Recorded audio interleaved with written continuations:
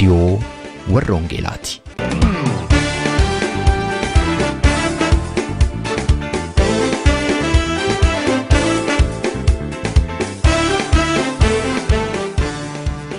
Reediyoon warra Wangeelaa tokkummaa waldooti Oromoo warra Wangeelaa Awurooppaatiin qophaa'e torbanitti si'a tokko dhaggeeffattoota biyyootii gaanfa Afrikaaf naannoo isaatiif akka lakkoobsa sa'aatii Itoophiyaatti galgala sa'aatii 12 hamma sa'aatii 12:00tti dambalii gabaabaa kiilooheerzii 15,515 yookaanis meetir baandii 19 irratti kan isin qaqqabu tamsaasa Wangeelaati. Kun reediyoo warra Wangeelaati. Bitootessa 9 bara 2019 harka fuunee attam jirtu jaalatamtootaaf kabajamtoota dhaggeeffattoota reediyoo warra Wangeelaa. Reediyoon warra Wangeelaa har'as torban eeggattee sagantaa ishee guyyaa har'aa qabattee kunoo dhiyaatteetti. Akkuma hundumti keessan yaadattan guyyaan kaleessaa jechuunis bitootessa 8 yookaanis maarch 8 guyyaa obboleettota addunyaa jedhamuudhaan guutummaa addunyaa irratti ayyaaneffamee ooleera. Ayyaanni kun obboloototni haadha manaa, obboloototni obboloottii akkasumas immoo obboloototni akka haadhaatti ga'ee isaan biyya guutummaa biyyaa keessatti qaban akkasumas immoo maatii keessatti qaban ol kaasee faarsuudhaan guyyaatti obboloota ittiin jajjabeessan ta'e guutummaa addunyaa irratti ayyaaneffamaa tureera. Kaleessas akkasitiin ayyaaneffamee oole.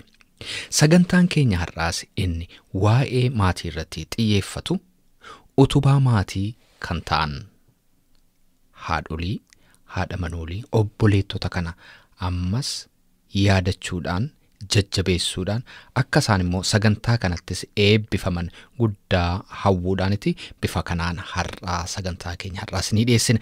Egaa bakka garagaraa teessanii sagantaa keenya kana hordofaa kan jirtan mara keessuma obboleettota sagantaa keenya kana hordofaa jirtaniin baga guyyaa obboleettota addunyaan isin ga'e jechuun barbaada.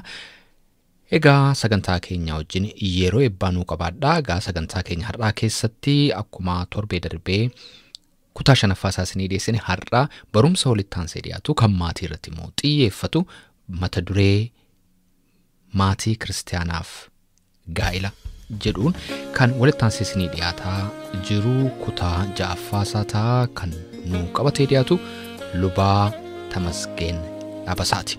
Egaa dhaggeeffattoota sagantaa keenyaa hamma xumura sagantaa keenyaatti akka obsaan waliin turtan kanan isin affeeru qopheessaa raadiyoo warra Wangeelaa ana Robsan Makooti sagantaa keenya wajjin yeroo eebbaa qabaadhaan isiniin jedha. Garaa korraa dhangalaafadheeni waa'ee kee nan himanii waa'ee kee nan himanii Beefitu keessa kooti yaa jajuun kee nani mani jajuun kee nani mani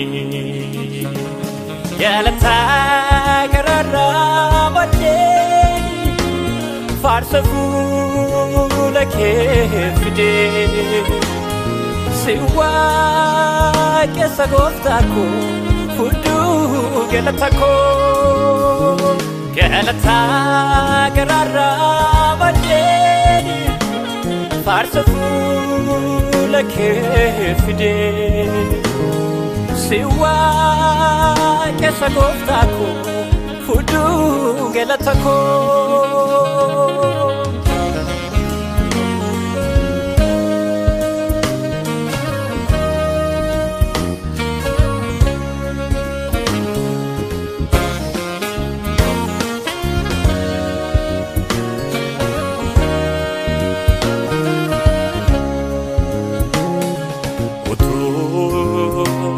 Salise afaan qabannee olmaa kee yaadu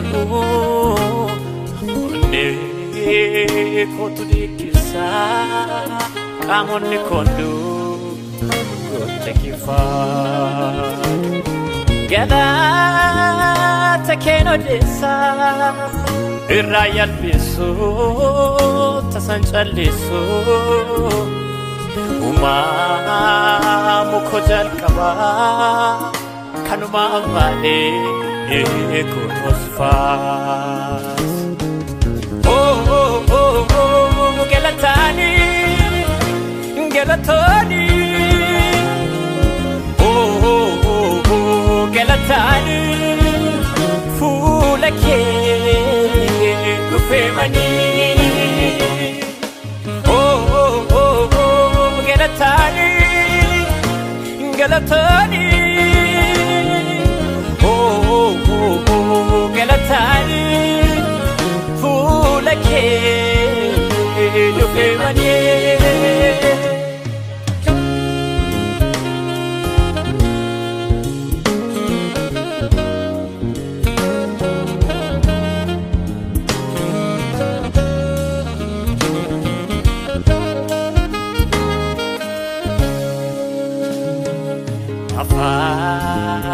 Galtaita nani mamale ulmake gudda kocha natnaf gote natdalabde kuma adda sabu koyade yade waliti buwe sigalatesa Nikobutuma wajidekere esesa. Galatani, galatani, galatani, fuula kee dhufeemanii. Galatani, galatani, galatani, fuula kee dhufeemanii.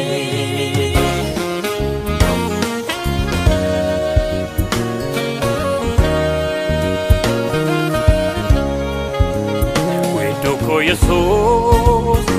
Ya falkani gofta suwetsa afan kombu jaju olmake ani gamade fas magur gudda samoko chalu etuna kote mati ansinan jaja farse makake yobun kubo Weedoko Yesuus guyyaa falkanii gooftaan suwetsa afaan kombu jajuun olmaa kee ani gammadeen faarsa olmaa gurguddaa sammuu koo caaluu hedduun abgootee matii ansiinan jajaa faarsee maqaa kee yoo hin kufooti.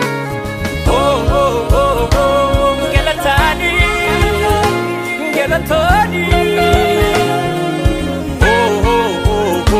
galatani, fuula kee dhufeemanii.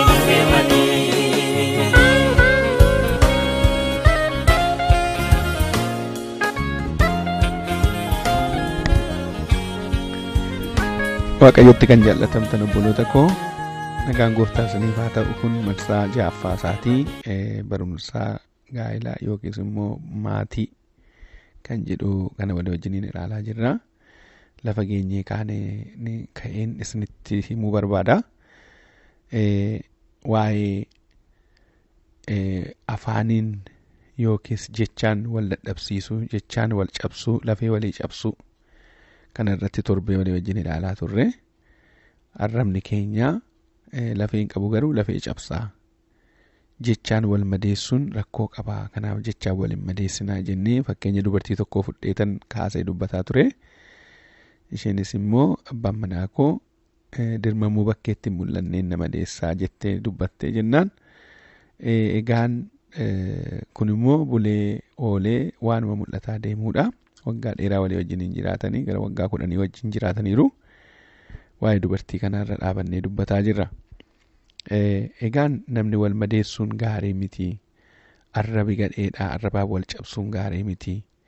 Ishoo ati gaariidha jee waliin jechuun bayeessaa. Yooma isheen dadhabduu taate ishoo kormee koo gaariidha. Kun immoo akkas jedhanii walitti maadeemuun bayeessaa. Taa'anii wal gorsuun bayeessaa. Yooma isheen wallaaltuu taatellee barsiifachuun bayeessaa. Yoo isheen immoo ogummaa dhabditeellee ogummaatti agarsiifachuun bayeessaa. Namaa wajjin walitti fiduun bayeessaa. Yoo uffannaan beektutti uffannaa barsiifachuun bayeessaa. Innis immoo dadhabina yoo hin qabate waa'ee kanaatii waa'ee abbaa manaa isheetii sanaaf yaadde gara gaariitti fiduun bayeessa malee afaaniin wal cabsuun mogolee walii buusuun ati gatiin qabdu ati doofaadha iddoon qabdu jedhanii wal arrabsuun gahaa miti barbaachisaa miti isa jedhuti dubbataa turre. Akkuma nama gadiitti na ilaala abbaan manaa koo jettee turte dubartiin suni kun egaa gonkumaa sirrii akka hin taane akka nama gadiitti ilaalu haati manaa ofii ulfina ofiiti. Haati manaa ofii nama biraa bareeddi haadha manaa malee hin bareedanii.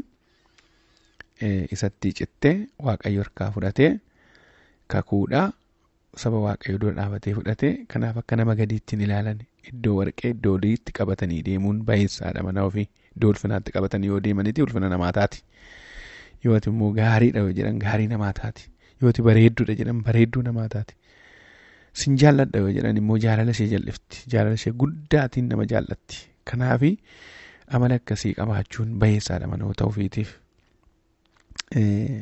Dubartoonni warra manaa tokko walii isaaniitti walitti dubbatu. Abbaa manaa kee attamii haati manaa kee attamii waliin jedhu walitti mutaa hiriyaadhaan walitti dhufanii dubbachuu danda'u ta'a. Waan akkasii walirraa dhaga'u. Tarii iccitii wal dhossuu dhiisuu hin danda'u garuu iccitii abbaa manaa fi haadha manaa gidduu jiru guddaadha wanta ta'eef baay'een isaa immoo baate wal saalfachuun jiraachuu danda'a. Garuu dubartoonni warra manaa isaanii bareechuu baay'ee bareechuu. Anaaf akkuma yeroo darbe isinitti dubbadhaate manaa koo of ilaalii kooti yeroon gadi ba'u na ilaaltu malee otoo iseetti of agarsiisu malee gadi ba'ee dhaqee wangeela lallabuullee naqu. Irratti ilaaltee sirriidha eeyyee hidhannaan koo bayeessaa uffati koo sirriidha karaabaatiin koo sirriidha eeyyee deemeegaa waaqayyoon naa kadhattee na geggeessiti ana waaqayyotu naa kenne itti dheekkamuun dhiise jechuu koo miti yoo walitti dheekkamne nuyi achuma teenye deebinee wajjiniin kun sirrii miti waliin jennee wal gorfannee deebina malee waggaa 23 wajjin jiraanne takkaa walitti hin dheekkamne waliin hin jennu. Yeroo tokko wanti mul'atu jiraachuu danda'a. Waan mul'atu sana salphaadhumatti gabaabsina nuyi. Yeroo dheeraatti fudhachuun barbaannu. Maaliif jireenya jiraachuudhaaf ta'e wal fuune malee jireenya keenya balleessuudhaaf waliin fuune. Jireenya walii wal gargaarree walii wajjin jiraachuudhaaf malee dadhabbii keenyatti wal bira dhaabachuudhaaf malee hir'ina keenyatti wal bira dhaabachuudhaaf malee wal faallissuuf gadi wal qabuuf yookiis immoo hamilee walii cabsuudhaaf walitti hin dhumne nuyi waaqayyo kanaan walitti nu hin finne. Kanaaf waan gaarii walii yaadna. Gaarii yaadaaf gaarii naa yaadde. Kanaaf haati manoota ofii yoo ati bareedduudha sin jaalladha ati akkasii yoo ittiin jedhan baay'ee oppenii taate abbaa manaa isheetti waan garaa ishees dubbatti. Jaalala ishees namatti mul'ifti. Jaalala ishees itti mul'ifti. Mana isheetiif qoricha taati. Akka kanatti yoo eeggatan bultiin ofii bareeduu danda'a. Baay'een obbonootaa kiisii isaanii ilaalu malee haadha manoota isaanii hin ilaalanii ogummaa isaanii ilaalu malee dhiirummaa isaanii ilaalu malee dubartummaa isaanii itti gargaaramuu barbaadu malee isaan bira dhaabachuun barbaadan. Rakkinni keenya kana aadaa akkasii kana ofirraa yoo buqqifne gaarii ta'a. Waaqayyos kana hin barbaadu. Bira dhaabannee waan isaan rakkatan itti gargaarree yoo isaan hojii hojjetu ta'e dhaabannee gargaarree wajjin hojjennee yoo mul'anne malee hamilee cabsuu yoo bira dhaabanna ta'e bultii hin ta'u. Obboleessa koo obboleettii koo warri bultiin keessan jalaa isin jalaa jeeqamee jiru akka kana hubattan rakkinni eenyuun bira jiraata yoo hin jedheen tarii dubartii bira jiraachuu dhiisuu danda'a. Dhiira bira jiraata yeroo baay'ee ofittan faradaa isinittan farada. Dhiirotatu tarii hubachuu dadhabu.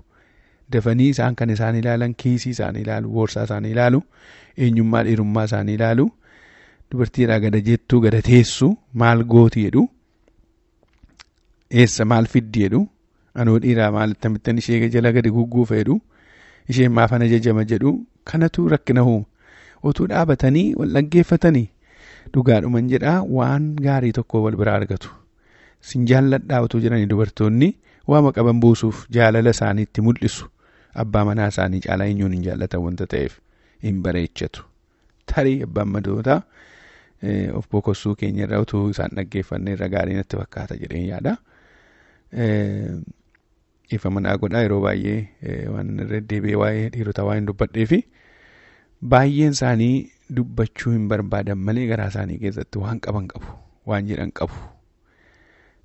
Namni martuu waan dubbatu qabaa, waan jedhu qaba. Jireenya isaatiif waan isaan barbaachisu beeka. Haa ta'uyyuu malee akka itti geggeeffatu wallaaluu isaa irratti dubbata. Yeroo waan akkasii kun jiraatu, yeroo akkasii kana obsa qabaachuun ba'eessa. Fuula Waaqayyoo duratti obsa qabaatanii eeguun ba'eessa. Rakkoolee namatti dhufuuf obsaan keessa darbuun. Obsaatu daadhii goromsaa dhugaadha Oromoon. Yoo obsaan eeggatanii, obsaan immoo fuula Waaqayyoo dura dhaqanii waa baay'ee namaa deebi'a. Rakkoon keenya yeroo sana fuula Waaqayyoo dura dhaquurra afaanii walitti dubbachuutii murteessina. Hammina walitti yaaduu, wal balleessuu, firdi beetii wal dhaabuu, ishee balleessuu, isa balleessuu, kanaaf boolla qonna. Kun immoo hojii diinaati, hojii seexanaati. Dhugaadha Waaqayyo kan walitti dhiheenyu gargar hin baasin jedha sagaleen Waaqayyo. Waaqayyo walitti isin dhiyootu jiru garaagara bahuudhaaf warri fiiddan kanarraa otoo fiiddan irra gaarii natti fakkaata. Obsuun ba'eessaa. Obsuun bu'aa namaa qaba. Maaliif obsuu yoo jenne bultii keessatti obsi iddoo guddaa qabaachuu qaba. Yoo obsi hin jiru ta'ee boqonnaa tokko fuunee deemuu hin dandeenyu. Tarkaanfii tokkollee fuunee achi darbuu hin dandeenyu. Bultii keessatti waa baay'eetu dhufa. Kun instituushinii barumsa guddaa keessatti argatanidha bultii keessatti. Barumsa gaa kan jedhamu keessatti kan fudhatanidha. Itti gaafatamummaa kan fudhatanidha. Abbaan manummaa jira, itti gaafatamummaa fudhachuun jira. Caalmaatti immoo responsibilitii ijoollee fudhachuun jira, responsibilitii manaa fudhachuun jira, keessummaa himachuun jira, hawaasa himachuun jira. Kana kan fakkaatan baay'ee isaa waan fudhataniifi instituushinii guddaadha lafa barumsatti baranidha, lafatti jaalala baranidha, lafatti ogummaa baranidha, lafatti fira baranidha, lafatti fira baafatanidha. Kanaafi bultiin kamiyyuu keessatti obsi baay'ee barbaachisaadha jedheetan jala muruu barbaada. Yeroo fudhatanii kadhachuun Waaqayyotti himachuun barbaachisaadha. Yeroo makennanii fuula Waaqayyoo dura dhaabatanii fuula Waaqayyootti bultii ofii kennuun iddoo guddaa qaba. Wal madeessuurra, maqaa wal dha'uurra. Fakkeenya tokko fudhadhee wanti isheetti manatti tola obsituu kan taate, ogeetti kan taate dubartii tokko. Dubartiin sun hamaa suni du'aa mucaa isheetii sireera ciibsitee abbaa manaatti illee utuu himin fe'isa naa fe'ii gara nama Waaqayyoon naqaa jette. Dhimma ishee sana fudhattee gara mana Waaqayyootti nama Waaqayyootti fiidde. Du'aa mana keessee abbaa manaa isheetti illee utuu iccitii sana himatin fuula Waaqayyootti fiiguu dhatte. Inni illee garuu maalii har'oo guyyaa sanbataa miti maaliif ariifatte ittiin jennaan dhiisati sitti sin dubbadhu jette dhimma koo lafa itti dhimbadhuun qabaa jette du'aa see lafa keessee baatee dhatte. Jireenya keenya keessa wanta akkasii baay'ee barbaachisaadha. Fuula Waaqayyootti fudhatanii yoo dhaqanii dhiyaatanii deebiitaa. Isheenis du'aa see san lafa keessee dhatte malee du'aan see du'aa ta'ee namni jiraataa ta'eef Waaqayyo akka itti deebi'ee bultii keessan deebi'ee dhaaba. Dhalootaa gara dhalootaatti Waaqayyo isin baay'isaa isin jajjabeessa. Egaan namichis deebisee fakkeenyaaf yoo fudhanne kan biraanuu ilaaluu dandeenya. Dubartii ogeetti ammas fuula Waaqayyoo duratti kan boossu imimmaan ishee kan dhangalaaftu Haannaan fakkeenya nuu ta'uu dandeessi. Lubichi machiin sirraan galuu amma inni ittiin jedhutti yeroo inni maqaa ishee balleessu. Abbaan manaa ishee illee immoo ijoollee sagalirra siin caaluu jedhee otoo inni goomsu, otoo inni dubbatu, otoo si gargaara si wajjin hin jira otoo hin jedhu inni garuu fuula hin taane Waaqayyoo biraa furmaati koo jettee fuula Waaqayyoo duratti fudhattee dhiyaatte. Kanaaf Waaqayyoo duratti dhiyaattee amma Waaqayyoo duwwaa ta'e hin deebifne. Obboleessa koo bultii kee fudhadhu akkasuma fuula Waaqayyoo duratti dhiyaadhu. Wanti ulfaataa arguu dandeessaa, wanta gaafasii ta'e qabaachuu dandeessaa. Amala bulee olee dhufee argachuu dandeessaa. wanta kanaan dura hin beekne si mudachuu danda'a, sitti ulfaachuu danda'a, isheetti ulfaachuu danda'a. Isiniyyuu fuula Waaqayyoo duratti fudhadhuutii dhiyaadhu garaa cabaadhaan isa deebi'ee ijaaru, nama deebi'ee ijaaru fakkaadhuuti, nama deebi'ee bultii sanatti deebi'u fakkaadhu malee bultii sana diiguudhaaf nama qophaa'u taatee hin dhiyaatin. Bultii sana nama diigu fakkaattee obboleettii koo hin dhiyaatin. Anis kanas hin gorsaa. Kanaaf Waaqayyotti yoo himatan Waaqayyoon deebisaafi. Kanaaf kana hannaas hin deebi'ee akkuma kan Sunaamaayitii sunis deebi'ees kun deebi'uu isaa argina. Maqaan Gooftaa Yesuus kan eebbifame haa ta'u. Mee rakkoolee asuma keessatti wal quunnamanii jiran tokko tokkoon dubbachuu barbaade. Rakkoolee walamanuu dhabbisaa. Rakkoolee walamanuu dhabuu dubbisni dubbatame keessaa walamanuun. Bultii keessatti walamanuun barbaachisaadha akkuma jenne. Inni guddaan abbaan manaa fi haati manaa walamanuu baannaan rakkina guddaatu uumama. Qabeenya irratti haa ta'uu, adeemsa irratti haa ta'uu, walamanuun waan hundumaaf barbaachisaadha. Walii isaanii barbaachisaadha. Walamanuun jaalala isaanii jajjabeessa. Yaada waliif qaban sana argisiisa. Yaadaan walamanuun jireenya isaanii bareecha. Yaadaan walamanuun, yaadaan wal dhabuun garuu rakkina guddaa keessa nama gasha. Rakkina guddaa isaaniitti fida. Lachanuu yaada guddinaa mana sanaatiif yaaduu qabu. Bultii isaaniitiif yaaduu qabu. Ijoollee sanaaf yaaduu qabu.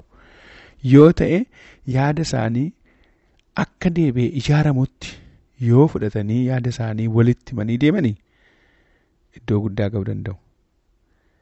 Namni mana tokko ijaaru citaa wal jalaa hin fudhatu akkuma jedhan wal jalaa natu jedhama mitiire. Yaada wal dhabuun garaa isaanii iddoo lamatti garaa gara hiikamuun barbaachisu jechuudha.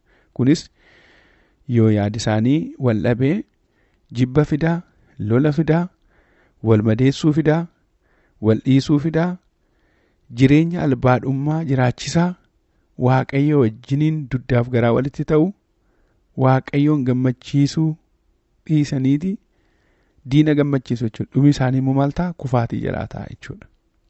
Kanaaf yaada waliif hiraa.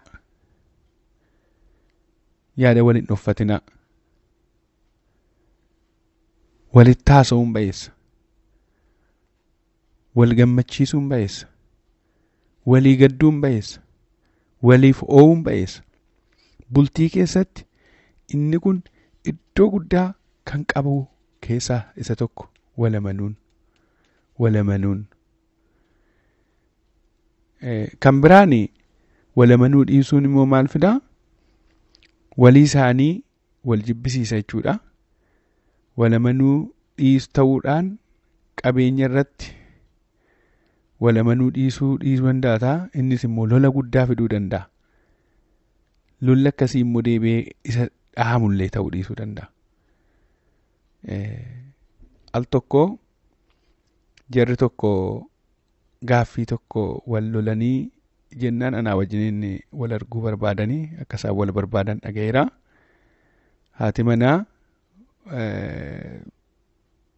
akka hin dhageetti oduu rakkina mataa isaaniiti. Kunillee barbaachisaadha jedhee dhiisuu hin danda'u. Inni abbaan manaa haadha manaa dhoksee biyyatti fira gargaara. Haati manaa immoo booda oduu kana dhageessee maal gochaa jirtaa jennaan itti simuu dhiise. Egaa teessee akka gootate anis akkasuma godha jettee dhoksaadhaan isheen firoota ishee gargaaruu jalqabde. Addanaa jireenyi isaan keessa jiraatan deebi'ee kufaatii jalaa ta'e. Ijoolleen beela keessa galanii isaan waliin dubbisanii isaan illikii wal qabataniiru. Kun rakkina guddaa isaanitti uuma. Yeroo hundaa baasiin mana irratti yeroo dhufu ati baasii waliin jechuutu dhufe. Kun immoo jibba guddaa fide. Kanaaf itti gaafatamummaa isaanii irraanfatan. Yeroo hundaa nyaara walitti guuruu ta'e, garaa wal wallaaluu ta'e, Waaqayyoon gaddisiisuu ta'e. Egaan fala kanaatii fi maal goonaa jedhanii waan siyaasubsisuu barbaadadhee galgala tokko naa bilbilee haa ta'uudhaan wal argine. Rakkoon mana koo keessa jira mee natti haadha manaa koo naa gorsi jedhe lamaan isaanii gaafa naqee iddoo tokkotti waamee haasofsiisu rakkoo kanaa isatu jalqaba horii otuu natti himin hiriyoota firoota isaa biyyatti gargaaraa jira ani baasii manaan baasaa jirasi. Kanaafuu idaa qabnaa idaa kana dhiisee idaa kana isa tokko godhaa jira na dhoksee natti himne waggaa baay'ee tureera. Ani immoo deebi'een akka goota ta'e anis akkasuma godha jedheen jalqabee asii manni keenya badaara kanaaf garaa wal dhabnee jirra gara mootummaatti geessuun keenya iyyuu na fu'ette. Dhuguma gooteettaa jedhee gaafannaan godheeraa jedhe. Egaa gooteessitu barreesse kaa'imaaf dhiifaman gaafatu tureen jedhe. Dubbiin isaa badaa karaa dheeraa iyyuu hin deemne balleessaa isaati wanta ta'eefi achumatti gaafa dhiifama ishee gaafatu isheen humtis boosse innis boo'ee lammadatti hin deebinu waan goonu waliin mari'annee goona waliin jedhan. Ilaa waanuma xiqqootu waanuma muraasumatu jara kana garaagara baasee jireenya isaanii garaagara baasee oole. Obboloota koo har'a eeyyee isinittan hima. Garaa waliin dhuffatinaa wal amanaa waan gootaa walii wajjin hojjedhaa walii wajjin mari'adhaa wal gorsaa walii kadhadhaa wanti walii wajjin mari'atanii godhan hin bareeda. Kana keessatti waaqayyo isin irratti ulfaata maqaa waaqayyo kan sagantaa koosattaan beektonni dureeyyonni argachuuf kan yaadanii kan tumsuun kan weellisuun ga'ee isaanii gumaachanii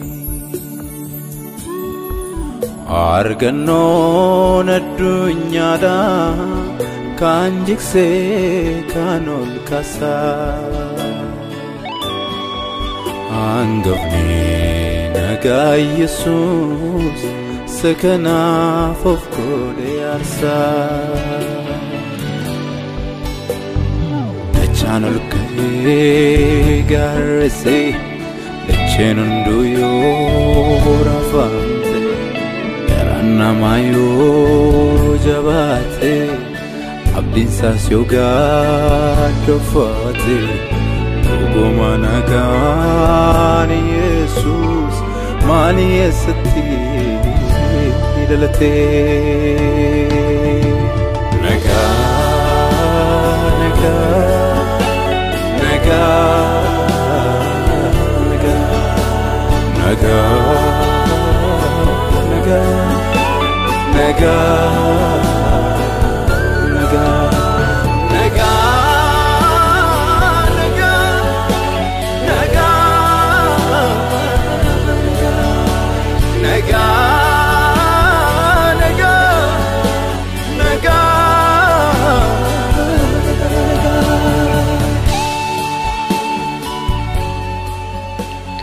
dhaggeeffattoota keenya sagantaa keenya irratti akka eebbifamtan abdii qabna. Waa'ee sagantaa keenya gaaffii yookaan yaada yoo qabaattaniif karaa teessoo xalayaa keenya rwv@1381 Oslo Norway jedhaatiin nu barreessaa yookaanis karaa iimeeyila keenya raadiyoowarrawangeelaa@gmail.com jechuudhaan nu quunnamaa. Torbee sagantaa biraatiin hamma walitti deebinutti nagaa waaqayyootiin tura. Nagaan biyyees raafamee gamaaf gamasii sodaa dubbataa Yesuusii wajjin kan walii galee qomoof sanyiisaa nagaa argataa.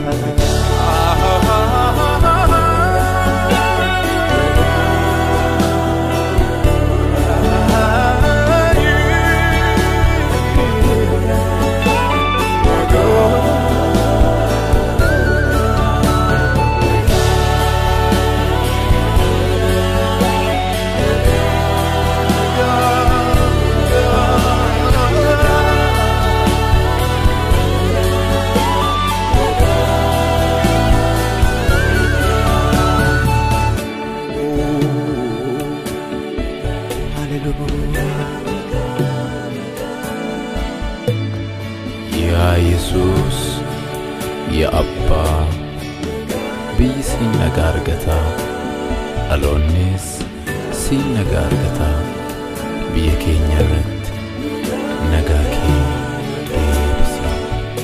Ameen.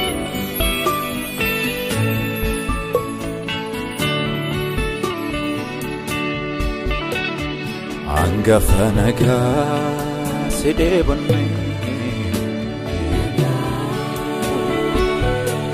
hangafa nagaa si deebonne